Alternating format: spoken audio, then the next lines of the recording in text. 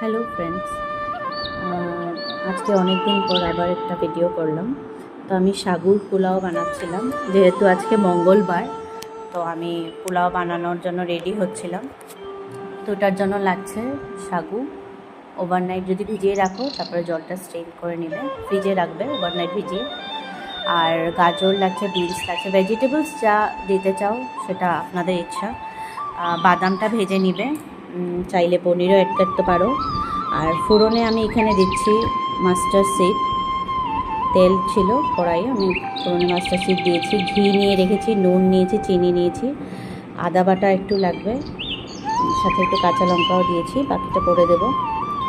আপনারা চাইলে কারিয়া পাতা অ্যাড করতে পারেন, ভালো লাগবে আরও। এখানে ঘি দিয়ে দিলাম। আমার বাচ্চারা অ্যাকচুয়ালি কারিয়া পাতা পছন্দ করে না, তাই আমি দিইনি। এখানে ঘি দিয়ে দিলাম। এবার একটু নাড়াচাড়া করে যাতে আদাটা একটু ভালো করে মিশে যায়। তারপর আমি ভেজিটেবলস ছেড়ে দিয়েছি।